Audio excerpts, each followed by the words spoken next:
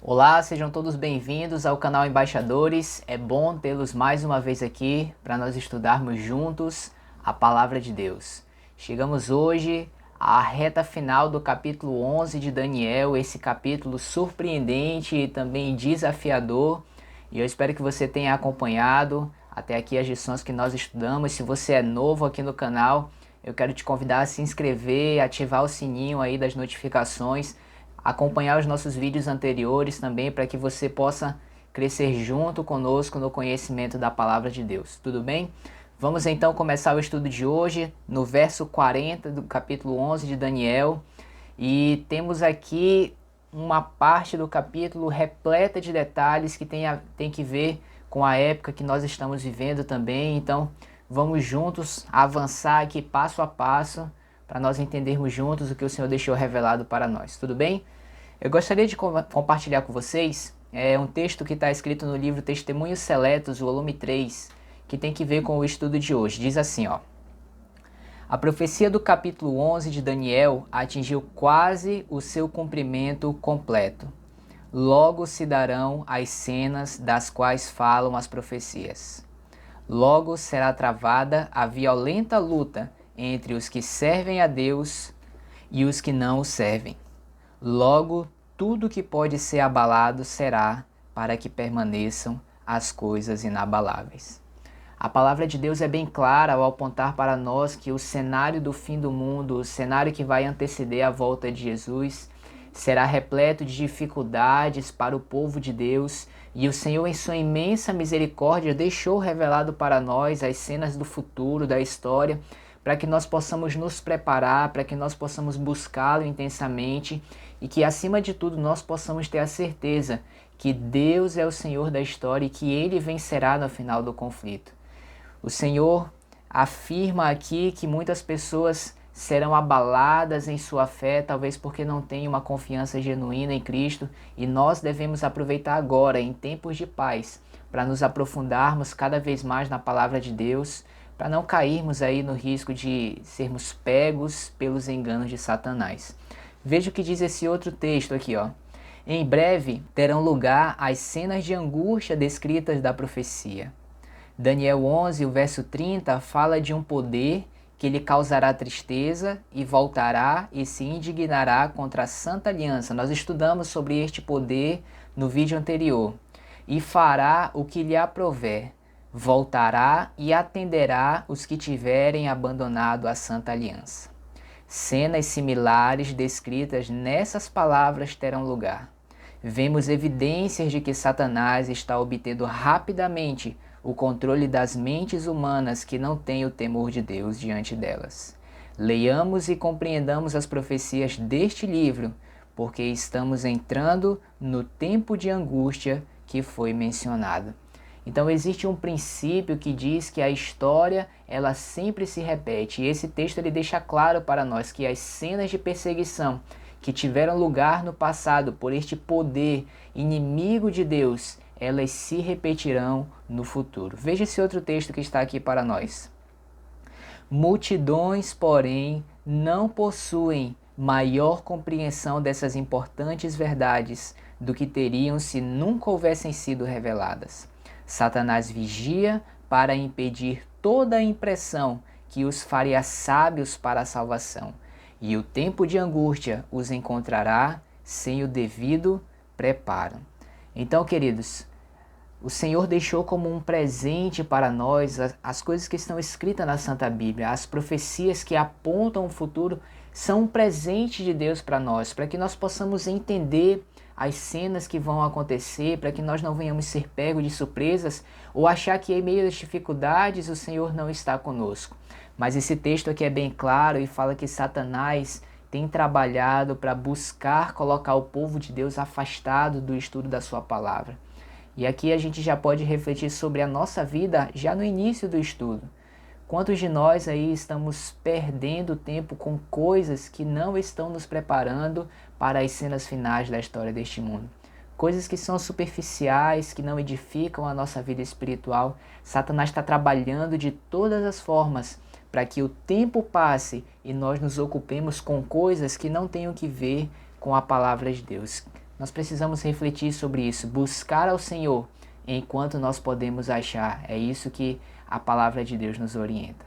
Eu desejo que você também prossiga nesse caminho a cada dia. Muito bem, vamos então para Daniel capítulo 11 e vamos ler o verso 40 para nós darmos seguimento aí no estudo do conteúdo desse capítulo.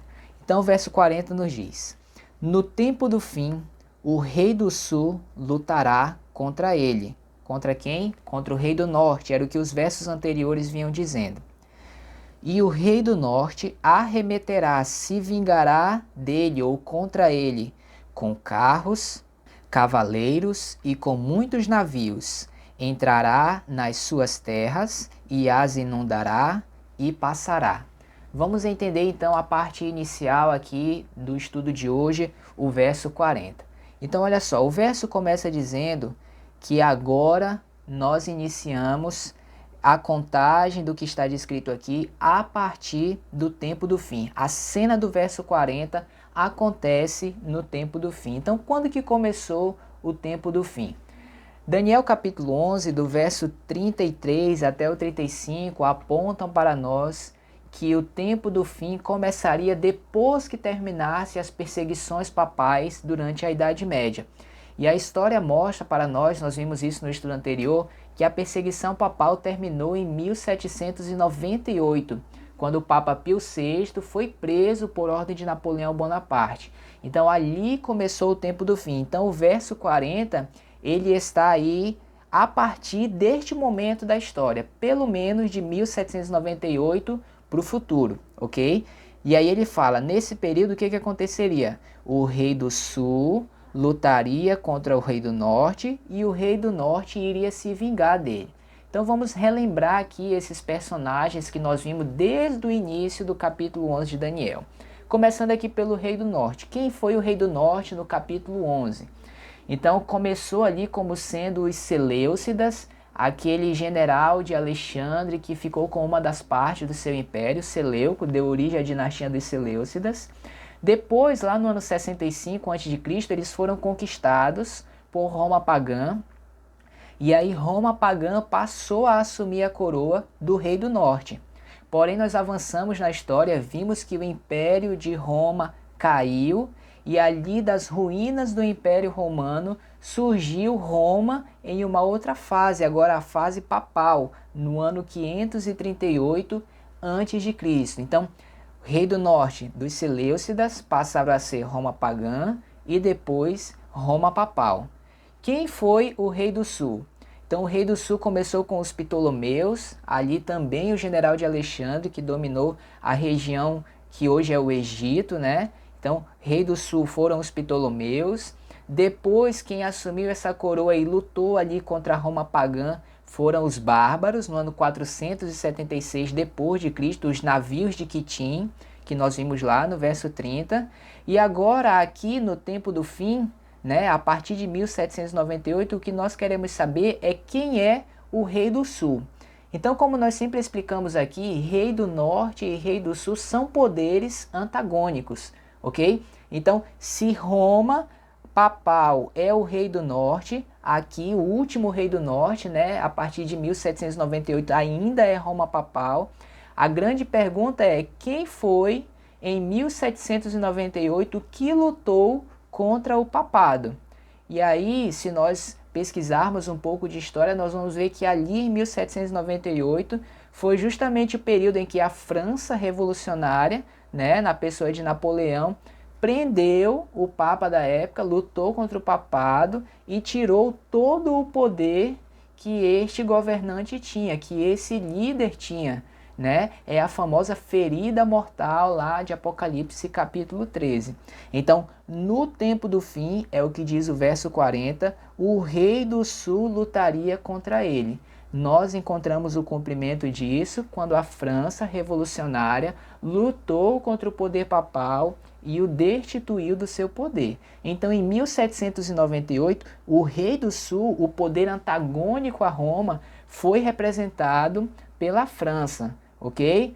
Olha só, lá em Apocalipse capítulo 11, verso 8, O apóstolo João, ele descreve as cenas que levaram aí, que culminaram com a Revolução Francesa e tudo o que aconteceu de pelo menos mais importante ou relevante que o Senhor achou por bem revelar, está descrito aqui em Apocalipse capítulo 11. Fala desse período da França revolucionária. E aí no verso 8 tem uma descrição bem interessante para nós, vejam. E o seu cadáver ficará estirado na praça da grande cidade, que espiritualmente se chama Sodoma e Egito, onde também o seu Senhor foi crucificado. Então veja, aqui a França revolucionária, essa grande cidade aqui do verso 8, ela é comparada a duas outras cidades, né? No sentido espiritual, ou seja, algo que se aplica a essa cidade, a França, né? Ela foi comparada a Sodoma e ao Egito. Sodoma nós vamos deixar de lado por hora. Quando chegarmos aqui nas profecias de Apocalipse, no capítulo 11, a gente vai falar mais sobre isso. Mas eu queria destacar aqui nesse momento a questão da França ter sido comparada ao Egito. Por que que isso aconteceu? Olha só, quando a gente vai lá em Êxodo capítulo 5, a gente percebe algo interessante em relação ao Egito como um poder que se levanta contra Deus com uma característica bem interessante. Êxodo capítulo 5, verso 1 e 2, diz assim, ó. Depois foram Moisés e Arão e disseram a Faraó, assim diz o Senhor Deus de Israel, deixa aí o meu povo para que me celebre uma festa no deserto. Respondeu Faraó, vejam o que disse o líder do Egito, quem é o Senhor para que eu lhe ouça a voz e deixe ir a Israel? Não conheço o Senhor, nem tampouco deixarei ir a Israel.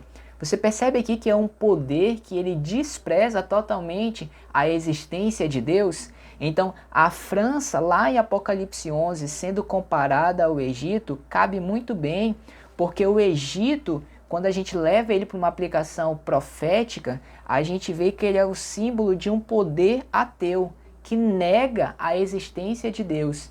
E foi dessa mesma forma que a França revolucionária ela se portou, negando a existência de Deus, o ateísmo total. Olha só o que fala o livro Grande Conflito, página 269. O Egito, de maneira mais ousada, negou a existência do Deus vivo. Isto é ateísmo. E a nação representada pelo Egito daria expressão a uma negação idêntica às reivindicações do Deus vivo e manifestaria idêntico espírito de incredulidade e desafio. É um comentário sobre a profecia de Apocalipse capítulo 11. E aqui em cima completa, ó, esta profecia de Apocalipse 11 teve exatíssimo e preciso cumprimento na história da França. Então, realmente, a França se mostrou um poder muito ateu. Mandou fechar igrejas, negou a existência de Deus, mudou o ciclo semanal, humilhou padres, humilhou líderes religiosos, muitas coisas. Então, realmente, foi um poder totalmente ateu, a França na época da Revolução. Ok? Então, a gente vê que o rei do sul, Daniel 11 fala isso, né? O rei do sul lutaria contra ele. E realmente a França, esse poder ateu, comparado ao Egito, onde era o rei do sul, ali na distribuição dos generais de Alexandre, não é? Lutou contra o papado, né? Mandou prender o Papa em 1798. Só que a profecia diz que depois disso, o que iria acontecer é que o rei do norte iria se vingar do sul, ok? Aí nós colocamos aqui, ó. O papado, ele se vingou da França em algum momento? E a gente não vê isso na história, né? Depois da Revolução, a França, que era ateia, tinha ideologia ateia, se tornou uma república, hoje possui igrejas. Então, a gente pergunta, quem foi que ficou com essa representação do ateísmo depois de 1798 e que de alguma forma a gente pode encontrar o papado agindo contra o ateísmo, né? Então, a profecia indica que o papado ele agiria contra o ateísmo, o Egito ali, que era o rei do sul, e iria derrotá-lo. Então, nós vamos ver aqui que isso já começou depois que o papado foi derrotado pelo ateísmo da França, mas o cumprimento total disso ainda está no futuro e nós vamos já ler. Por quê? Daniel capítulo 11, verso 40, fala um pouco de como seria essa vingança do rei do norte, o papado, né, contra o rei do sul, o ateísmo. O verso 40 fala que ele iria avançar com carros e com cavaleiros, é a primeira descrição. Vamos tentar entender o que significa isso. Vamos no livro de 1 Reis, capítulo 1, verso 5. Olha só. Então Adonias, filho de Agite, se exaltou e disse: Eu reinarei. Providenciou carros e cavaleiros e 50 homens que corressem diante dele. Então o que representavam os carros e os cavaleiros aqui? O exército, ok? O poder bélico dele para tomar as atitudes que ele queria. Vamos para o capítulo 20 do mesmo livro, 1 Reis, capítulo 20, verso 1. Fala assim, ó: Ben-Hadad, rei da Síria, ajuntou todo o seu exército. Exército, olha só, havia com ele 32 reis e cavalos e carros. Subiu, cercou a Samaria e pelejou contra ela. Então, carros e cavaleiros são aqui a representação de exército, poder bélico, poder militar. Então, a vingança do rei do norte, o papado, contra o sul, ia incluir o uso de um poder militar. Agora, isso é muito interessante, porque o papado da Idade Média, ele fez a mesma coisa. Era igreja, não tinha exército e também usou exércitos para cumprir os seus propósitos. Lá na época, usou o exército dos bárbaros que foram se convertendo à igreja. E agora, no tempo do fim, a história se repete. Novamente, o papado usará, né, ou usaria, quando começasse a vingança, poderes militares para cumprir os seus propósitos. Mas há um outro acréscimo aqui. Gabriel revelou para Daniel que ele também usaria navios na sua vingança. Vamos entender o que significa isso. Vamos ler duas passagens. Salmos 107, verso 23 é a primeira. Diz assim, ó: Os que, tomando navios, descem aos mares, os que fazem tráfico na imensidade das águas. Aqui aqueles que navegam, né, que descem aos mares, que têm navios, são eles que fazem negócios. É o que fala aqui Salmo 107. Vamos em Apocalipse 18 para a gente complementar essa ideia. Apocalipse, no capítulo 18, verso 17 ao 19. Porque em uma só hora ficou devastada tamanha riqueza, e todo piloto e todo aquele que navega livremente, e marinheiros, e quantos labutam no mar, conservaram-se de longe. Então, vendo a fumaceira do seu incêndio, gritavam: Que cidade se compara à grande cidade? Lançaram pó sobre a cabeça, e chorando e pranteando gritavam: Ai, ai da grande cidade, na qual se enriqueceram todos os que possuíam navios no mar, à custa de sua opulência, porque em uma só hora foi devastada. Então vejam aqui como esse verso também é interessante, né? Aqueles que possuíam navios, marinheiros, pilotos, eles se enriqueceram, eles negociavam. Então, os navios aqui dentro do cenário profético, ele tem essa referência de representar mercadores, o poder econômico da sociedade. Então, a profecia indica que o rei do norte se vingaria usando exércitos e também usando o poder econômico, ok? Olha só, a história ela já apresenta para nós pelo menos uma primeira invertida feita pelo papado contra o ateísmo. Nós podemos ver isso na queda da União Soviética em 1989. Não sei quantos sabem disso, mas o papado trabalhou diretamente para derrubar esse poder. Vejam o que diz, ó, João Paulo II, ele fez aliança com os Estados Unidos, que trabalharam fornecendo o quê? Poderio militar e econômico para que a União Soviética caísse do seu poder. A revista Time, reconhecendo essa aliança, até lançou, né, uma revista com a capa A Santa Aliança, e ela fala que como Reagan e o Papa João Paulo II conspiraram para destruir o comunismo da União Soviética. Então, Lech Walesa foi nomeado pelo Vaticano para trabalhar contra o socialismo. Com o seu apoio, as eleições no país o levaram à presidência e, consequentemente, à queda do ateísmo. Então vejam o que ele falou, olha. É verdade que Gorbachev tentou restaurar o comunismo e que se ele não obteve êxito foi em parte por causa do papel desempenhado neste campo por João Paulo II. Walesa acredita que o beato João Paulo II foi fundamental para a queda do comunismo. E aqui nesse segundo trecho, as partes em negrito fala assim, ó, houve muitos fatores que causaram o colapso do comunismo. Mais embaixo fala, nesse sentido, João Paulo II teve um papel decisivo para que ocorresse de forma pacífica e eficaz. E mais embaixo fala, a providência foi que enviou para os poloneses um Papa Santo em um período particularmente difícil. Então é bem notório aqui pelos curtos detalhes que nós apresentamos como João Paulo II realmente o papado trabalhou nessa investida, pelo menos inicial, contra o ateísmo, já mostrando aí os primeiros indícios do cumprimento profético, ok? Mas a profecia fala que essa subversão ela será total, ok? Pelo menos é o que nos fala Apocalipse capítulo 13, também fazendo referência a esse poder. Fala assim, ó, então, Apocalipse 13, verso 3, então vi uma de suas cabeças como golpeada de morte, papado preso em 1798, perdendo seu poder. Mas essa ferida mortal foi curada e toda a terra se maravilhou seguindo a besta.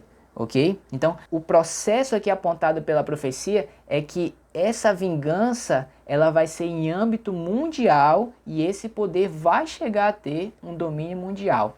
O que aconteceu ali com a União Soviética foi apenas o primeiro passo desse processo de vingança contra o Rei do Sul. Ok?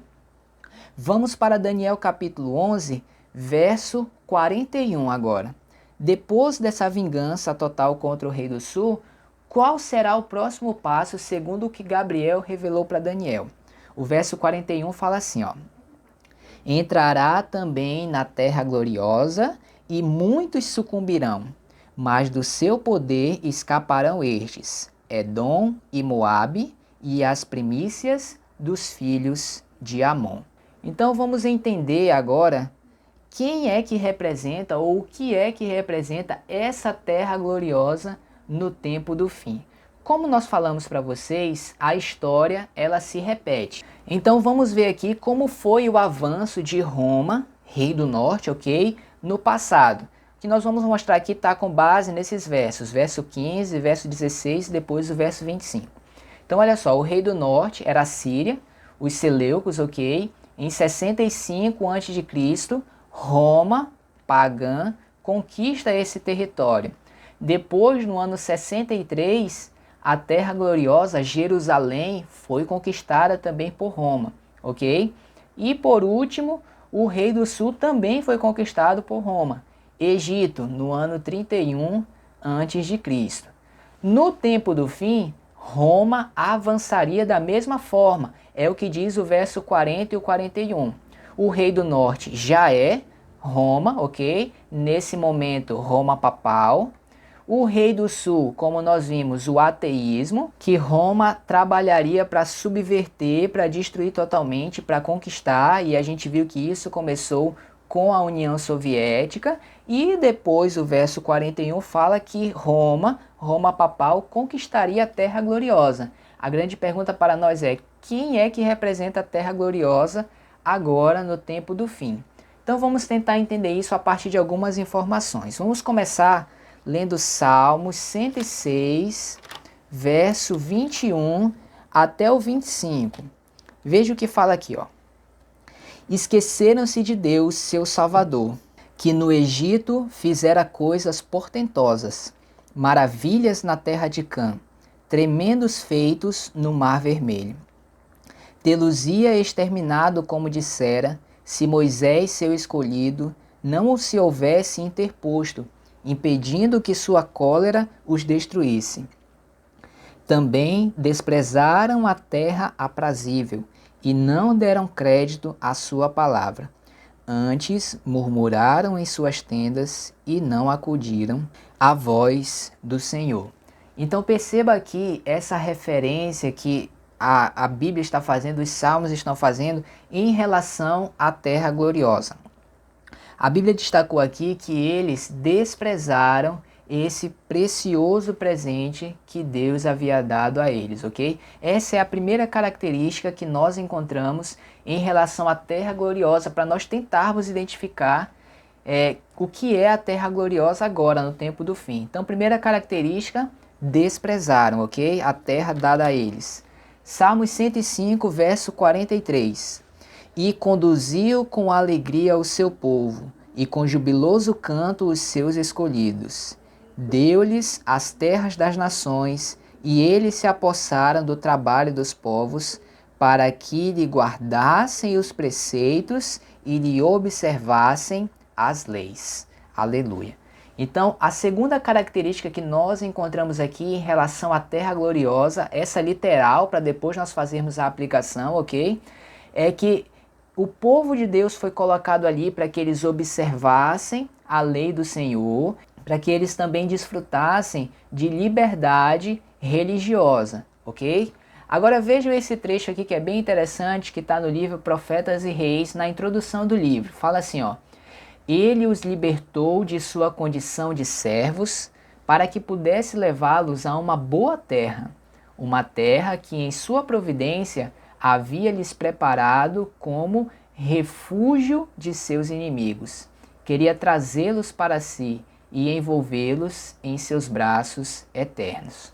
Outra característica da terra gloriosa é que ela foi colocada por Deus para servir como um refúgio para o seu povo.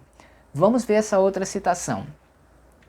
Profetas e Reis, página 15. Assim trouxe o Senhor os israelitas para junto de si, para que habitassem como que à sombra do Altíssimo, protegidos por Deus.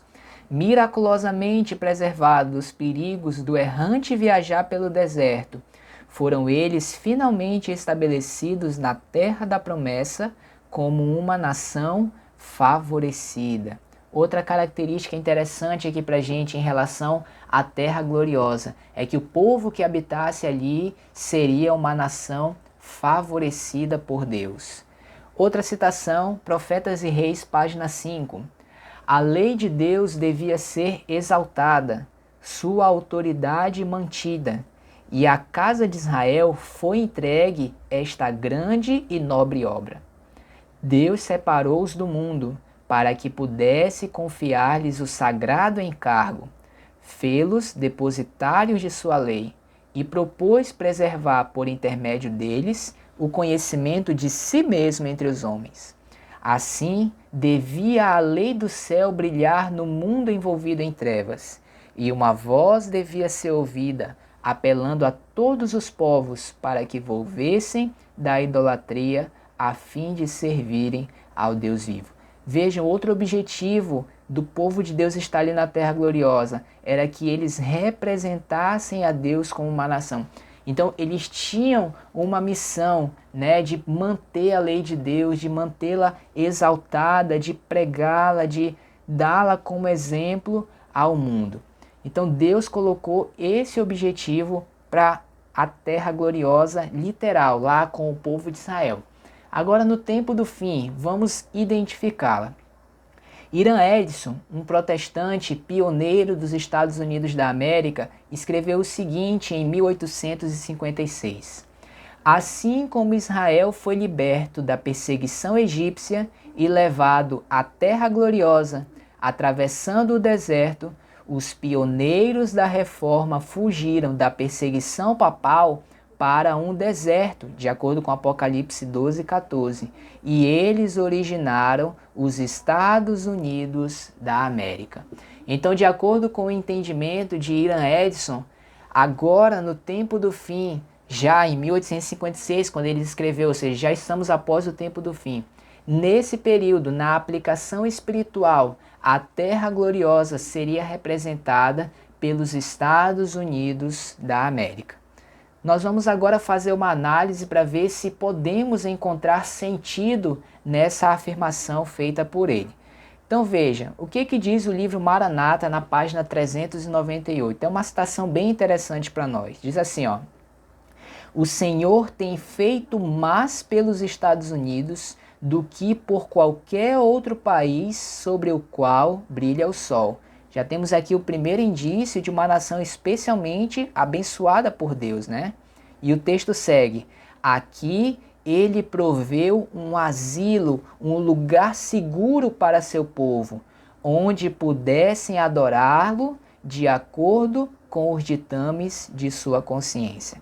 Nós destacamos aqui a palavra asilo, um lugar de segurança, um refúgio para o povo de Deus, cumprindo uma daquelas características que nós temos aqui no nosso quadro. Mas a gente já percebe aqui por esse texto também que os Estados Unidos são tidos por Deus como uma nação favorecida, ok? E um local onde as pessoas pudessem adorar e servir a Deus com liberdade religiosa, de acordo com os ditames de sua consciência. Mas vamos ver mais alguns textos agora. Maranata, página 398. Diz assim: era desígnio de Deus que este país, os Estados Unidos, sempre permanecesse livre para todas as pessoas o adorarem de acordo com os ditames de sua consciência, um país de liberdade religiosa. O texto segue: ele tensionava que suas instituições civis, em suas dilatadas produções, representassem a liberdade dos privilégios evangélicos. Ou seja, deveria representar a vontade do próprio Deus, representar a Deus. Era um objetivo do Senhor também para os Estados Unidos da América. Deveriam também observar a sua lei, manter os princípios, né, e seguirem de acordo com a vontade do Senhor. Em Sinais dos Tempos, em 1893, está escrito o seguinte: quando a terra que o Senhor proveu como asilo para o seu povo, nós já vimos a questão do asilo, a fim de que possam adorá-lo segundo os ditames de sua própria consciência, liberdade religiosa, nós já vimos isso também. A terra sobre a qual por muitos anos tem sido estendido o escudo da onipotência. A terra que Deus favoreceu, tornando-a depositária da religião pura de Cristo. Aqui nós podemos ver como os Estados Unidos realmente são uma nação favorecida, né? Eles tinham uma missão, né? Eram depositários da religião pura de Cristo, deveriam representar a Deus, manter firme ali a sua verdade. Mas o texto termina dizendo: quando esta terra, por meio de seus legisladores, renunciar aos princípios do protestantismo e der apoio à apostasia papal, falsificando a lei de Deus, então é que será revelada a obra final do homem do pecado. Esse texto indica que em algum momento os Estados Unidos eles iriam renunciar aos seus princípios, eles iriam falsificar a lei de Deus, ou seja, eles iriam desprezar a missão para a qual o Senhor os havia estabelecido. Então nós percebemos aqui que a gente consegue encontrar esse paralelo muito afinado entre os Estados Unidos da América serem o representante dessa terra gloriosa agora no tempo do fim. Então olha só, voltando ao quadro que nós estávamos anteriormente, para nós entendermos o avanço de Roma papal agora no tempo do fim. Do rei do norte ao rei do sul e depois a terra gloriosa. O rei do norte já é a própria Roma, o rei do sul começou ali com o seu ataque contra o ateísmo e continuará até que esse poder seja totalmente destruído. E a gente tem visto isso nos últimos anos, o mundo virando-se mais para a direita e excluindo um pouco mais a esquerda. É um pouco disso que nós estamos vendo aqui na profecia também. e depois a conquista da Terra Gloriosa, que nós vimos aqui indicada como sendo os Estados Unidos da América. Então, a profecia aponta que esses serão os próximos passos que o papado dará. Então, o verso 41, ele deixa claro para nós essa visão de que após a vingança contra o rei do sul, a Terra Gloriosa seria o próximo objetivo do papado. Quando nós vamos lá em Apocalipse capítulo 13, verso 12, e a gente colocou esse texto aqui na tela para você acompanhar, a gente vê como esse é um cenário que é mais uma vez repetido no futuro, no livro do Apocalipse. Apocalipse 13, verso 12 fala assim, ó: faz com que a terra e os seus habitantes adorem a primeira besta, cuja ferida mortal foi curada. Você lembra, a besta que sofreu a ferida mortal é uma representação do papado. E este poder de Apocalipse 13, verso 12, é uma referência aos Estados Unidos da América. Então Apocalipse 13 também dá esse mesmo interim, esse mesmo destino profético, que os Estados Unidos em algum momento se submeteriam, seriam conquistados pelo poder papal, e aqui diz que eles levariam o mundo a adorar esse sistema religioso, ok? Então a gente percebe essa interpretação não só aqui pela visão de Daniel 11, mas também lá em Apocalipse no capítulo 13, que a gente vai estudar mais a fundo aí mais pra frente, tá bom? Voltando para o verso 41 de Daniel 11, vamos reler o texto. Fala assim: entrará também na terra gloriosa e muitos sucumbirão. Então, depois que ele tivesse conquistado a terra gloriosa plenamente, o que iria acontecer? Muitos iriam morrer.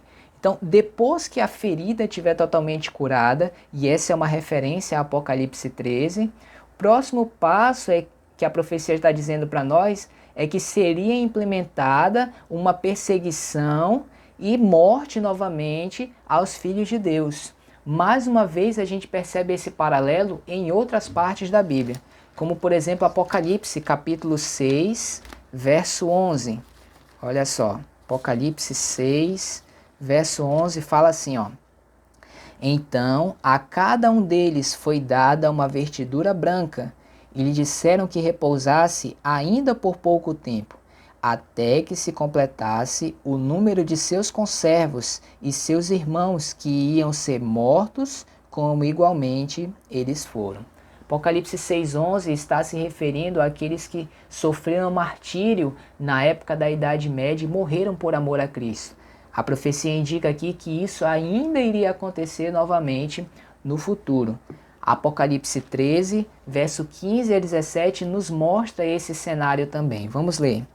E lhe foi dado comunicar fôlego à imagem da besta, para que não só a imagem falasse, como ainda fizesse morrer, olha só, quantos não adorassem a imagem da besta. 16. A todos os pequenos e os grandes, os ricos e os pobres, livres e escravos, faz que lhe seja dada certa marca sobre a mão direita ou sobre a fronte, para que ninguém possa comprar ou vender, senão aquele que tem a marca, o nome da besta ou o número do seu nome. Então Daniel 11 falou do cenário em que depois que a Terra Gloriosa, os Estados Unidos, fossem submetidos a esse poder, muitos sucumbiriam. O Apocalipse amplia mais isso, dizendo que antes do fim da história, muitos ainda sofreriam martírio por Cristo. Apocalipse 13 fala de um decreto proibindo as pessoas de comprarem ou vender, só iriam conseguir se tivessem a marca da besta, e inclusive um decreto de morte àqueles que não se submetessem. Então realmente a gente percebe que os dois temas estão interligados aí, não é? Olha só, o verso 41 ainda tem mais um complemento importante para nós vermos. Diz assim, ó: muitos sucumbirão, mas do seu poder escaparão estes, Edom e Moabe e as primícias dos filhos de Amon. Vamos entender isso. Quem foram, né? Edom, Moabe e Amon. Então, a história bíblica conta que eles foram povos inimigos do povo de Deus. Vamos ver a origem desses povos. Edom, né? Vamos começar por Edom. Gênesis 25, verso 29 e 30. Diz assim: Tinha Jacó feito um cozinhado, quando esmorecido veio do campo Esaú, e lhe disse: Peço-te que me deixes comer um pouco desse cozinhado vermelho, pois estou esmorecido. Daí chamar-se Edom. Então os edomitas, né, eles são descendentes de Esaú, e nós sabemos que Jacó foi aquele que deu origem ao povo de Israel. Então os edomitas eram um povo historicamente inimigo do povo de Deus. Moabe e Amon, qual a origem desse povo? Vamos em Gênesis 19, verso 36 a 38. E assim as duas filhas de Ló conceberam do próprio pai. A primogênita deu à luz um filho e lhe chamou Moabe. É o pai dos moabitas até o dia de hoje. A mais nova também deu à luz um filho e lhe chamou Ben-Ami. É o pai dos filhos de Amon até o dia de hoje. Então, Moabe e Amon foram povos que surgiram em situações muito estranhas, né? Digamos assim. As filhas de Ló tiveram relações com o pai e aí geraram duas crianças e eles deram origem a dois povos que acabaram também se tornando inimigos do povo de Deus. E aí a gente vai perceber algumas partes da Bíblia, esses povos como que recebendo uma condenação da parte de Deus. Por exemplo, Edom, Ezequiel capítulo 25, verso 12 a 14, veja o que fala. Assim diz o Senhor Deus, visto que Edom se houve vingativamente para com a casa de Judá e se fez culpadíssimo quando se vingou dela, assim diz o Senhor Deus, também estenderei a mão contra Edom, e eliminarei dele homens e animais. Torná-la-ei deserto, desde Temã até Dedã cairão a espada. Exercerei a minha vingança contra Edom, por intermédio do meu povo de Israel. Este fará em Edom segundo a minha ira e segundo o meu furor, e os edomitas conhecerão a minha vingança, diz o Senhor Deus. Então você percebe aqui que realmente era um povo inimigo de Deus. Deus promete aqui vingança e destruição contra esse povo, como se tivessem já condenados à perdição, né? Mas aí Daniel 11 nos fala algo diferente, né? Edom escaparia dessa perseguição imposta pelo poder papal no tempo do fim. Interessante isso, não é? Vamos ver Moabe e Amon. Sofonias capítulo 2, verso 8 e 9. Ouvi o escárnio de Moabe e as injuriosas palavras dos filhos de Amon, com que escarneceram do meu povo e se gabaram contra o seu território.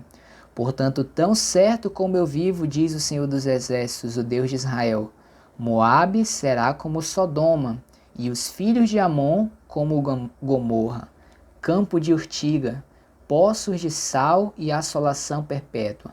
O restante do meu povo os saqueará, e os sobreviventes da minha nação os possuirão.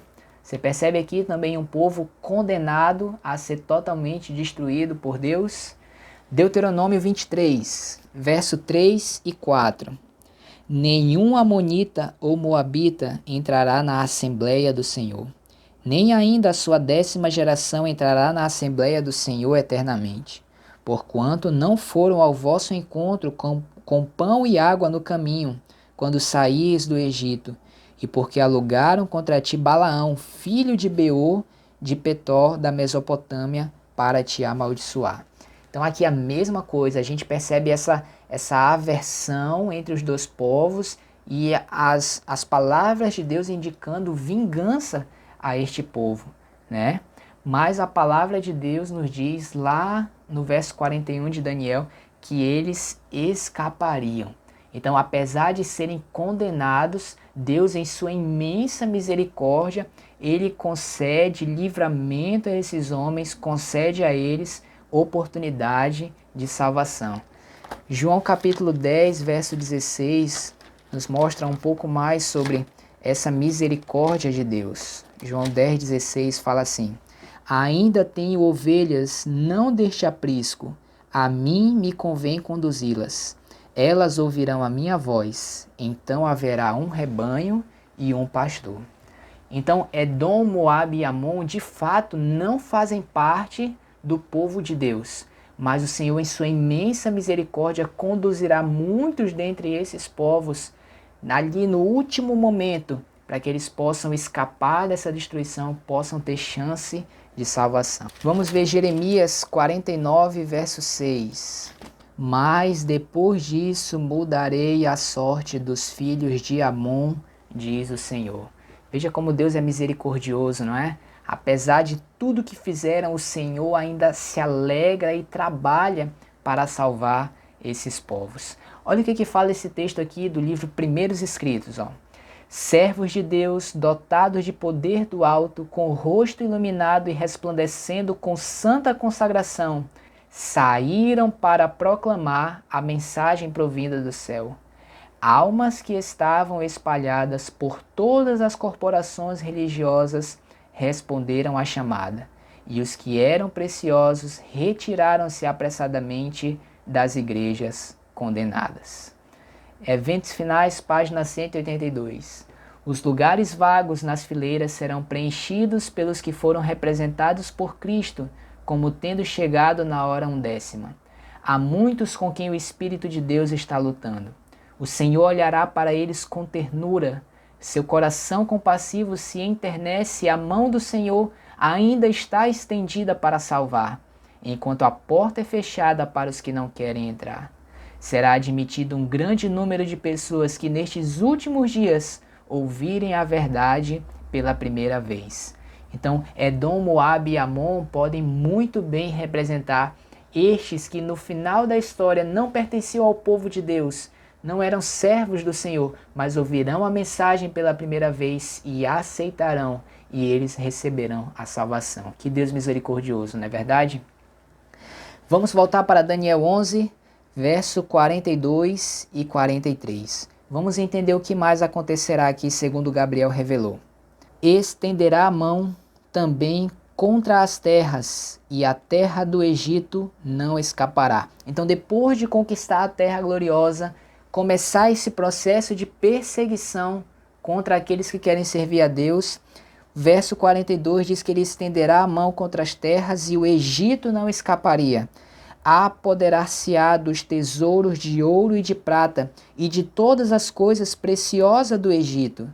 Os líbios e os etíopes o seguirão. Vamos entender isso aqui agora? Então olha só, ele diz que a terra do Egito não escaparia. A gente viu que o Egito representa um local que não reconhece a existência de Deus, não é?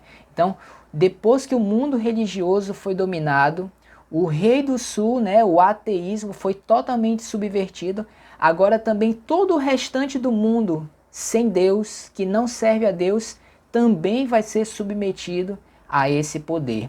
A profecia fala que ele vai se apoderar dos tesouros do Egito, ou seja, o poder papal, o rei do norte vai conseguir controlar toda a economia mundial e os líbios e os etíopes o seguirão. Vamos entender o que significam os líbios e os etíopes. Vamos ler apenas algumas passagens aqui. Vamos começar com Naum, capítulo 3, verso 9. Diz assim: Etiópia e Egito eram a sua força, e esta sem limite. Pute e Lídia, o seu socorro. Vamos ver Jeremias 46, verso 9. Avançai, ó cavaleiros, estrondeai, ó carros, e saiam os valentes, os etíopes e os de Pute, que manejam o escudo, os lídios que manejam e entesam o arco. Então, a gente vê aqui, e você pode ler depois essas outras passagens que está aqui no texto também, que os líbios e os etíopes, eles sempre estão ligados à representação de poder bélico também. Então, o cenário que a profecia está descrevendo aqui também é controle da economia mundial, porque se apodera dos tesouros do Egito, e também controle do poder bélico do mundo. Os líbios e os etíopes o seguirão. Isso me lembra uma passagem que está lá em Apocalipse 17.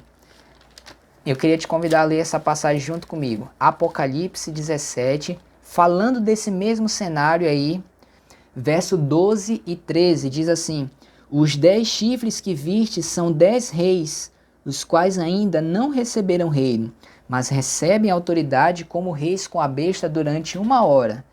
Têm estes um só pensamento e oferecem à besta o poder e a autoridade que possuem. Então você percebe aqui o mesmo cenário, eles entregando o seu poder, o domínio que eles têm nas mãos desse poder inimigo. A mesma coisa está descrevendo as cenas finais de Daniel capítulo 11. Controle da economia mundial, controle do poder bélico do mundo também. O verso 44 de Daniel capítulo 11 nos leva à reta final e nós vamos ver aqui agora o que acontece nas últimas cenas de Daniel capítulo 11. A gente está vendo aqui que esse poder, o rei do norte, começa novamente a crescer em poder, conquista o ateísmo, conquista o domínio sobre os Estados Unidos, começa a perseguição contra os filhos de Deus. Muitas pessoas ouvirão a verdade nesse momento final pela primeira vez, vão aceitar o convite. Ele controla a economia, controla o poder bélico do mundo. E aí vem o verso 44. Mas pelos rumores do Oriente e do Norte será perturbado, e sairá com grande furor para destruir e exterminar a muitos. Vamos entender essa parte final aqui porque é espetacular o simbolismo que está envolvido aqui. Então olha só, o Oriente e o Norte dentro da Bíblia sempre são regiões ligadas a Deus. Eu coloquei aqui várias passagens que eu gostaria muito que você lesse depois para tornar esse argumento mais forte, mas eu quero ler aqui apenas 2 de cada. Então, vamos ver aqui como o Oriente é uma região ligada a Deus. Mateus capítulo 24, verso 27, falando da volta de Jesus. Fala assim, ó: porque assim como o relâmpago sai de onde? Do Oriente e se mostra até no Ocidente, assim há de ser a vinda do Filho do Homem. De onde Jesus Cristo virá, segundo ele mesmo falou, do Oriente para o Ocidente. Então, o Oriente é onde ele está, é o seu local de origem. Ezequiel 43, verso 1 e 2. Então o homem me levou à porta que olha para o Oriente. E eis que do caminho do Oriente vinha a glória do Deus de Israel.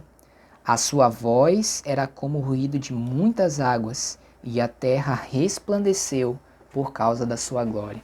Então, de onde vinha a glória do Senhor? Onde estava o Senhor? Na região do Oriente. Então, vamos ficar com essas 2 passagens aqui e vamos ver agora a referência ao norte. Isaías capítulo 14, verso 13. Tu dizias no teu coração: eu subirei ao céu. Acima das estrelas de Deus exaltarei o meu trono. Aqui é Satanás se rebelando contra o Senhor, não é? E no monte da congregação me assentarei nas extremidades do norte. Então ele queria ocupar o lugar de Deus. E onde ele queria se sentar? Aonde Deus estava. Aonde? No norte, na região do norte. Ezequiel capítulo 9. Mais uma vez o livro de Ezequiel capítulo 9, verso 2. Eis que vinham 6 homens a caminho da porta superior, que olha para o norte, cada um com a sua arma esmagadora na mão, e entre eles certo homem vestido de linho, com o estojo de escrevedor à cintura, e entraram e se puseram junto ao altar de bronze.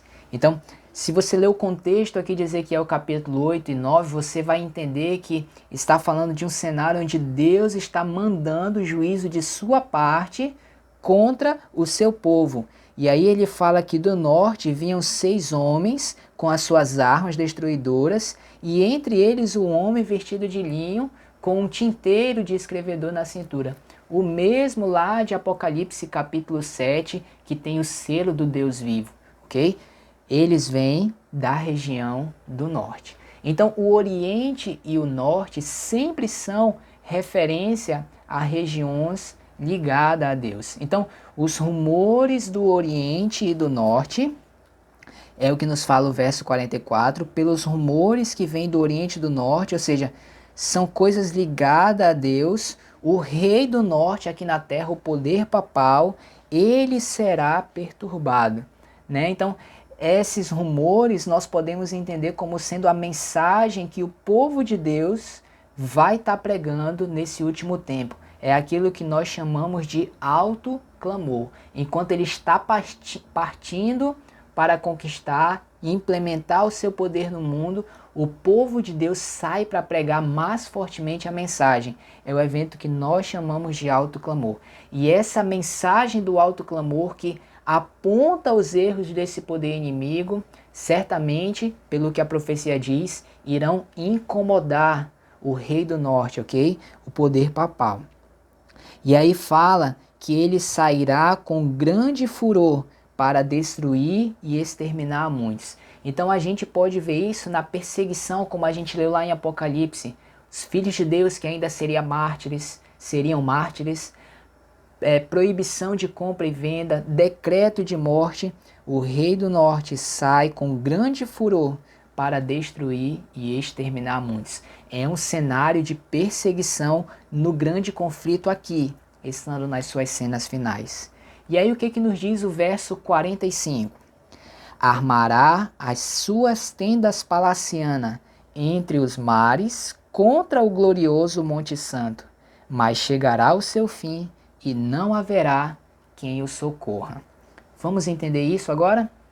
Então olha só, ele arma as suas tendas, está perturbado pelos rumores, pela pregação do povo de Deus, sai para perseguir e na sua última invertida ele arma as suas tendas entre os mares contra o Monte Santo. O que significam mares em profecia? Apocalipse 17, verso 15, conta isso para nós, não é? Eu creio que muitos conhecem esse texto porque ele é bem conhecido. Vou ler aqui só o início dele. Falou-me ainda, as águas que viste onde a meretriz está assentada são povos, multidões, nações e línguas. Então o rei do norte arma sua tenda entre os mares, no meio dos povos, contra o Monte Santo. O que é o Monte Santo? Então vamos lá em Isaías, capítulo 2. Isaías, capítulo 2, verso 2 e 3. Nos últimos dias acontecerá que o monte da casa do Senhor será estabelecido no cimo dos montes e se elevará sobre os outeiros, e para ele afluirão todos os povos. Irão muitas nações e dirão: vinde e subamos ao monte da casa do Senhor e à casa do Deus de Jacó, para que nos ensine os seus caminhos e andemos pelas suas veredas, porque de Sião sairá a lei e a palavra do Senhor de Jerusalém. E eu vou deixar aqui os outros textos para que você possa ler depois, para que você possa entender que o Monte Santo é sempre uma referência ao reino de Deus. Então, quando a profecia diz que ele arma as suas tendas entre os mares contra o Monte Santo, é ele se estabelecendo no meio dos povos, tentando impedir que as pessoas corram para o reino de Deus, o Monte Santo, o reino de Deus. Então ele faz essa invertida na batalha do Armagedon para tentar impedir as pessoas de correrem para a salvação. É a sua última estratégia. Aqui diz, ele se interporá entre os povos que ouvem a mensagem, os rumores do Oriente e querem ir ao reino de Deus. Ele vai tentar essa estratégia, mas o que a profecia diz? O verso 45 termina dizendo que uma mensagem de esperança para nós. Chegará o seu fim e não haverá quem o socorra. Ou seja, o soberano da história, ele assegura para nós, por meio da firme palavra profética, que este poder inimigo vai agir contra o povo de Deus, mas ele será inteiramente destruído afinal. Amém, queridos? Você pode dizer amém junto comigo. Vejam como é surpreendente, incrível, fantástico, maravilhoso nós estudarmos as palavras da profecia. Por isso que a palavra de Deus fala que não havendo profecia, o povo se corrompe. A palavra de Deus fala, não desprezeis as profecias, porque ao estudarmos estes ensinos, a luz para a nossa vida, nós obtemos um conhecimento que as pessoas no mundo não possuem. Ao estudarmos Daniel capítulo 11, esse capítulo tão desafiador, nós avançamos pela história desde a época da Pérsia, chegando pelo período da Grécia, a Roma imperial, Roma papal, alcançamos o tempo do fim, os nossos dias, e vimos o que está para acontecer no futuro. Se nós quiséssemos nos encontrar na profecia neste momento que nós estamos gravando o vídeo, nós estamos entre o verso 40 e o verso 41. Estamos aí neste ponto. Mas os acontecimentos que se seguem, eles serão rápidos, serão intensos. Então, as cenas finais da profecia apontam um cenário de crise, sim, mas a vitória certa afinal, que será dada aos filhos de Deus, e a certeza, a convicção de que Deus vai estabelecer o seu reino e vencerão aqueles que estiverem ao lado dele. Amém? Gostaria de você, neste momento, tomar mais uma vez uma decisão, falar para Deus que quer permanecer ao lado dele, que quer ser um atalaia, um representante seu no grande conflito que acontece aqui na terra. Gostaria você também de entregar a sua vida nas mãos de Deus, para que ele possa te usar, para que ele possa, por meio de você, transmitir a sua glória aos outros? Se você gostaria de fazer isso, feche seus olhos neste momento. Vamos juntos fazer essa oração. Senhor Deus, nós queremos nos colocar em Tuas mãos. Não há lugar melhor para nós estarmos. O Senhor é o Deus de toda a história e o Senhor já é vencedor neste grande conflito. Senhor Deus, nós queremos estar protegidos sobre as Tuas asas.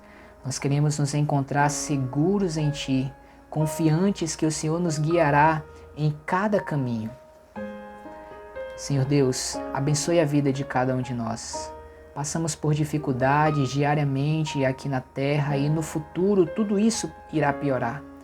Nos ajude a segurarmos firmes em Tua mão e confiarmos que o Senhor nos guiará seguro até o Teu glorioso Monte Santo. Abençoe a nossa vida, a vida de cada um de nós, é o que lhe pedimos. Em nome de Jesus. Amém, Senhor. Muito bem, queridos, chegamos ao final desse capítulo desafiador. No nosso próximo estudo nós vamos finalizar o livro de Daniel, estudando o capítulo 12. Ainda vai ter um pouquinho da reta final dessa profecia, vamos entender o que mais irá acontecer aqui e o fechamento do livro de Daniel. Então eu espero você lá, tá bom? Um abraço.